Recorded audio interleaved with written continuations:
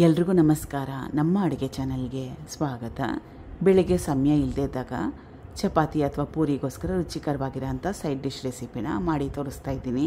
ಯಾವುದೇ ಮಸಾಲ ರುಬ್ಬಾಕೋದು ಬೇಡ, ಕಾಯಿ ಮಸಾಲ ಏನೂ ಬೇಡ, ಈರುಳ್ಳಿ, ಬೆಳ್ಳುಳ್ಳಿ, ಟೊಮೆಟೊ ಏನೂ ಬೇಡ. ಮೊದಲನೇ ಸ್ಟೆಪ್ಪಲ್ಲಿ ಬಾಣಲೆ ಇಟ್ಕೊಂಡಿದ್ದೀನಿ.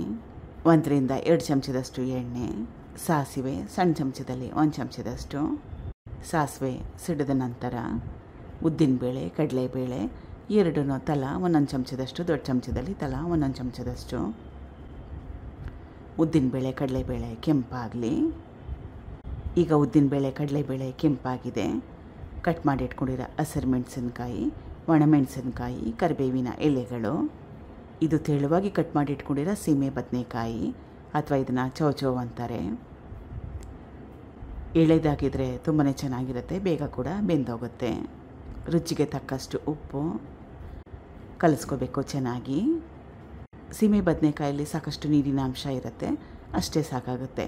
ಇದು ಡ್ರೈ ಪಲ್ಯ, ಇದಕ್ಕೋಸ್ಕರ ಇದ್ರ ಮೇಲೆ ನೀರು ಹಾಕ್ಕೊಂಡು ಬೇಯಿಸ್ಕೊಳ್ಳೋ ಅವಶ್ಯಕತೆ ಏನಿಲ್ಲ. ಅಥವಾ ಬೇಕಂದರೆ 1-2 ಚಮಚ ನೀರನ್ನ ಚಿಮ್ಕಿಸ್ಕೋಬೋದು. ಅರಿಶಿನ ಕೂಡ ಹಾಕ್ಕೋಬೋದು ಇಷ್ಟ ಇದ್ದರೆ.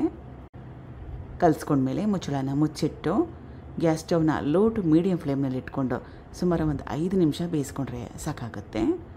ಮಧ್ಯದಲ್ಲಿ 1-2 ಸಲ ತಟ್ಟೆನ ತೆಗೆದು ಕಲಸಿ ಬೇಯಿಸ್ಕೋಬೇಕು, ಇಲ್ಲಾಂದರೆ ತಳ ಸೀದೋಗೋ ಚಾನ್ಸಸ್ ಇರುತ್ತೆ. ಈಗ ರುಚಿಕರವಾಗಿರೋ ಸೀಮೆ ಬದನೆಕಾಯಿನ ಪಲ್ಯ, ಡ್ರೈ ಪಲ್ಯ ರೆಡಿಯಾಗಿದೆ.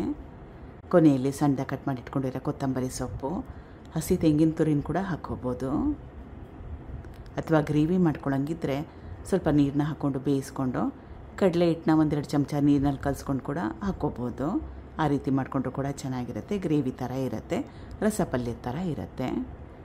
ಟ್ರೈ ಮಾಡಿ ನೋಡಿ, ತುಂಬಾ ಸುಲಭವಾಗಿರೋ ರೀತಿಯಲ್ಲಿ ತೋರಿಸ್ಕೊಟ್ಟಿದ್ದೀನಿ. Thank you for watching. ಧನ್ಯವಾದಗಳು.